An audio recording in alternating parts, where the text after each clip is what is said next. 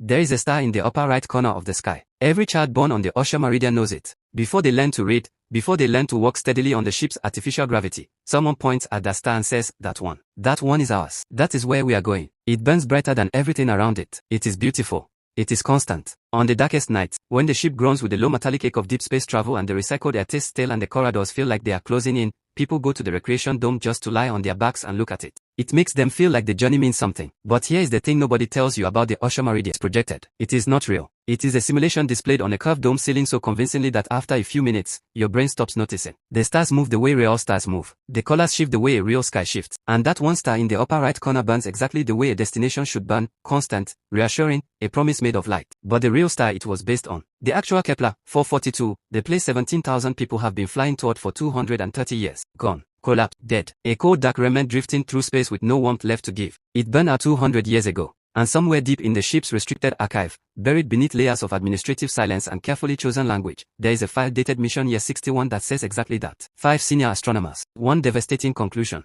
A decision made by a handful of terrified people that would shape every single life born on that ship for the next 170 years. Nobody was supposed to find that file. Then Zora Osei looked at the star chart and asked the wrong question. The number was wrong. Zora noticed it at 8:47 in the morning on a Tuesday, while running what was supposed to be the most boring task in the navigation observatory. A routine spectral calibration. Something she had done 11 times in the 3 weeks since her apprenticeship began. Log the incoming light frequencies from the direction of their destination, confirm they match the expected signature, mark the reading as normal, move on. Except this one did not match. She ran it again. Same result. She checked the sensor diagnostics. Everything was functioning perfectly. She ran it a third time, her finger slower on the panel now, pressing each key deliberately, making sure she was not making some obvious mistake that would embarrass her in front of Chief Navigator Dale. Same result. Zora stared at the readout. She was 17 years old and had been on the sciences pathway for 4 years. She was not yet an expert in stellar spectral analysis, but she understood the basics. Every star broadcasts its own unique pattern of light, like a fingerprint. A living G-class star like Kepler 442 was supposed to broadcast in a specific warm, bright, steady range. What she was looking at instead was faint, cool, irregular. The kind of pattern her textbook described as characteristic of a stellar remnant. A remnant was what was left after a star died. She walked across the observatory to Chief Navigator Dale. Sir, there is something in the spectral data I need you to look at. Dale studied the readout in silence. The silence went on a bit too long.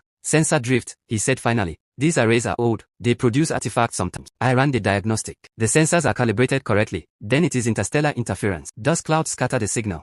For 3 consecutive readings taken 20 minutes apart. Dale looked at her then. Not at the screen. At her. And in that look was something she would think about for a long time afterward. It was not the look of a man who did not know the answer. It was the look of a man who very much did not want to be the one to give it. Log it as an anomaly, he said. And move on. That is an order, apprentice. She logged it as an anomaly. But her hands were not quite steady when she did it. That evening she went to the ship's public archive and typed 4 words into the search terminal, Kepler 442 spectral data history. The results went back 200 years. She started reading from the oldest entry and worked forward. For the first 60 years of the voyage, the daily spectral readings were detailed and enthusiastic, exactly what you would expect from scientists thrilled to be watching their destination grow slowly closer. Then, somewhere around mission year 58, the entries became sparse, brief. By mission year 63, they had stopped entirely. 200 years of silence. She searched for any spectral analysis of Kepler 442 conducted after mission year 63. She found nothing, not less, nothing. As if one day, an entire ship full of scientists had simply stopped looking at the star they were flying toward.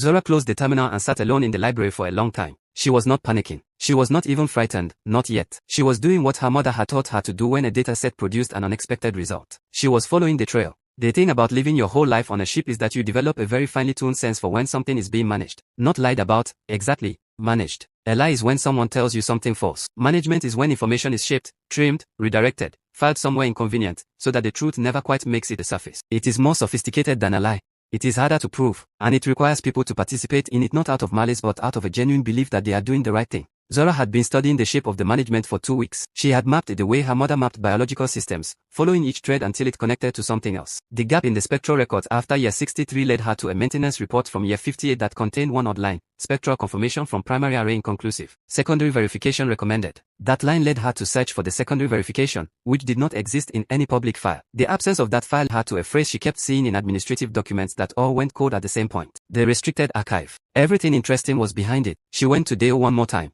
Not because she expected a useful answer but because she needed to see his face when she asked. The secondary spectral verification from mission year 58. Where would I find it? Something moved through his expression so quickly she almost missed it. Not guilt. Something more complicated. The look of a person doing an internal calculation about how much longer a situation can hold. Restricted archive, he said.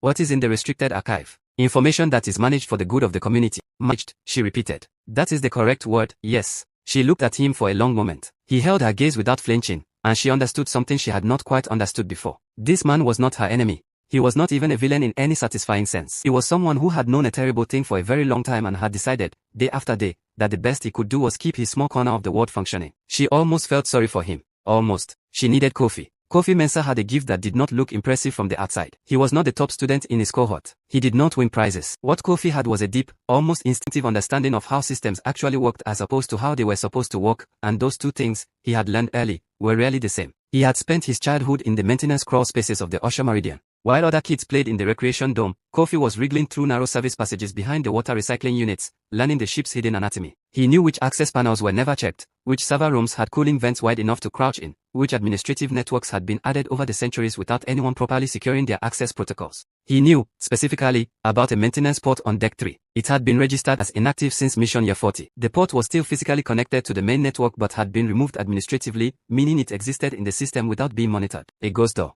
Officially absent. Functionally present. Completely invisible to anyone watching for intrusions. When Zora finished telling him everything, he was quiet for a moment. Walk me through the spectral data again, he said. She did. And the gap in the record starts exactly at year 63. 2 months after the maintenance report noting the inconclusive reading. And nothing after that. For 200 years. Nothing publicly accessible. Kofi leaned his head back against the wall and looked at the ceiling. When he looked back at her, his easy expression had shifted into something more focused. If I access the restricted archive through the Deck 3 port and get caught, he said, I lose my engineering certification. Possibly get assigned to waste processing for the rest of my life? I know, Zora said. And you still want to do this? I need to know. Not want. Need.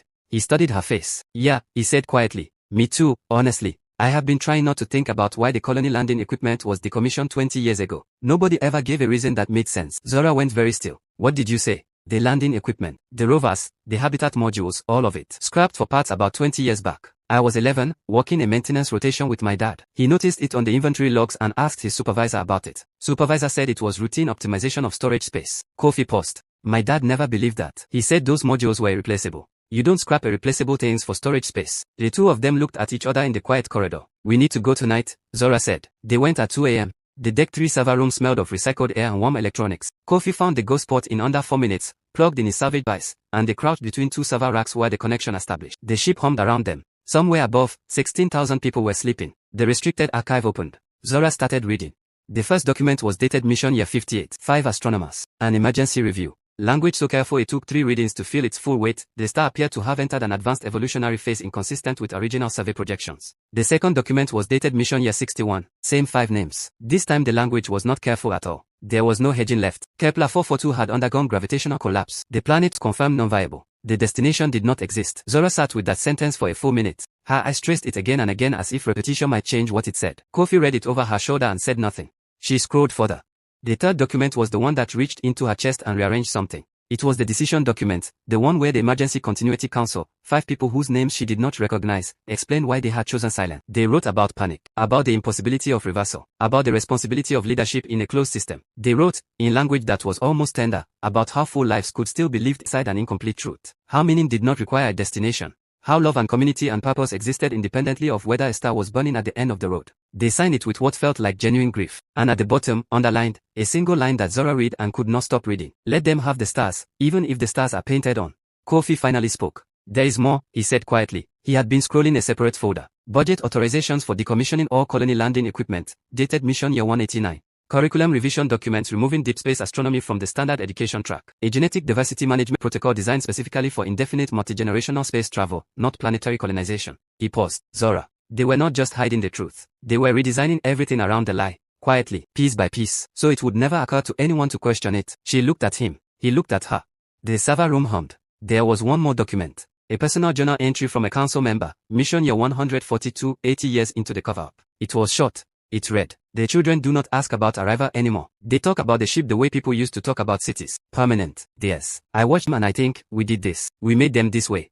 Or perhaps they simply became this way because it is easier. I am no longer sure which it is. They are at peace. I tell myself that is the point. I tell myself that every night. Zora closed the fire. She sat very still, listening to the distant percussion of the engines, the same engines that had been pushing them through the dark for 230 years toward nothing. What are you thinking? Kofi asked. She was thinking about the projected sky. About the star in the upper right corner. About every teacher who had ever crouched beside a child and pointed and said, that one. That is ours. I am thinking, she said, that the people who made this decision were not monsters. Kofi waited. They were terrified. And I understand it. But there is a difference between protecting people and deciding for them. And I think 16,000 people deserve the chance to decide for themselves. Decide what? We cannot go back. We cannot stop. No, she said. But we might be able to go somewhere else entirely. She pulled out her notebook. Her mother heard her out without interrupting. That was one of the things Zora had always loved about Dr. Amora Ose. She did not reach for reassurance when the situation did not call for it. She listened with the full weight of her attention, and when you were done she gave you the truth back with decoration. Zora told her everything. The spectral data. The restricted archive, the 5 astronomers and the decision document and the decommissioned landing equipment and the journal entry from the council member who told himself every night that peace was the point. Then she laid her notebook open on the lab bench. GJ667cc, she said, a rocky planet orbiting a stable star, 40 light-years from our current position. It was one of 4 secondary candidates surveyed before this mission launched. The other 3 were ruled out for legitimate scientific reasons. This one was rejected for a single reason: it would take 40 extra years to reach. Her mother studied the page without speaking. The ship has reserve fuel, Zora continued. It was stored for emergency deceleration on approach to Kepler 442. We will never use it for that. If we use it instead for a course correction burn, we can redirect this ship toward GJ667cc. Nobody alive now will survive to see us arrive. But we will arrive. At a real planet. Orbiting a star that is actually burning. Silence. Then her mother said, quietly, Zora, how long have you known I suspected? Zora looked at her. Since the day I started looking, she said. You are the best biologist on this ship. There is no way you did not see it in the data. Amora closed her eyes. When she opened them she looked older and younger at the same time, the way people do when a long-held wait is finally acknowledged out loud. 15 years, she said. I saw the signs 15 years ago. The genetic diversity modeling. The food system projections. None of it was designed for landing. I built my career around data that was quietly optimized for forever. Her voice was perfectly steady, which was worse somehow than if it had broken. I told myself I needed more evidence. I told myself it might be wrong. I told myself that if it was right, the news would only cause pain that could not be undone. It can be undone, Zora said. Can it? The cause can be corrected. The choice can be given back to people. That is all I am asking for. Not for everything to be fixed, just for the truth to exist and for people to decide what they want to do with it. A long silence. Then her mother reached across the bench and put her hand over Zora's. If you are going to do this, Amora said, you are going to need more than one scientist standing behind you.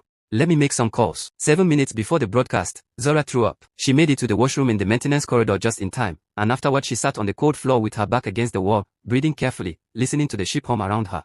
Kofi appeared in the doorway. 7 minutes, he said. I know. You don't have to do this yourself. We can just release the files. Anonymous drop into every terminal on the ship. If there is no face attached to it, they will say it is fabricated. Someone has to stand there and own it. Kofi came and sat down on the floor beside her. Can I tell you something? He said. Please. My grandmother used to say that the hardest part of telling the truth is not the moment you say it. It is the moment right before, when you realize you cannot take it back. He paused. She said the people who change things are the ones who say it anyway. Zora looked at him. Your grandmother sounds like she was remarkable. She was an electrician, he said. She fixed wiring in the crawl spaces her whole life. She never did anything famous, but she knew things. Zora stood up, straightened her borrowed lab coat. Okay, she said. Let us go. Every screen on the Ocean Meridian turned on simultaneously. She began. My name is Zora Ose. I am 17 years old. I have lived my entire life on Deck 7, same as most of you. I am not a council member. I am not a scientist with decades of credentials. I am an apprentice navigator who found something in the data that I could not ignore and could not unfind, and I believe you have the right to know what it is. One breath. 230 years ago, our ancestors launched this ship toward a star called Kepler 442. They did it because they believed it was the best chance humanity had left. They were right to try. What happened next was not their fault. Another breath. Kepler 442 burned out 200 years ago. The planet is gone. Mission leadership has known since year 61, and they made the decision, quietly, without a vote, without asking anyone, to keep flying and to keep it secret. Every person alive on this ship today was born into that secret, including me, including you. She let that sit for 3 seconds. I am not asking you to be angry. I am not asking you to panic. I am asking you to look at the records I am about to show you and decide for yourselves what they mean. And then I am going to tell you something. We still have a choice. There is another star. The fuel still exists. The course can still be corrected. What happens next has never been decided, because it was always supposed to be ours to decide. The documents appeared on every screen across the ship.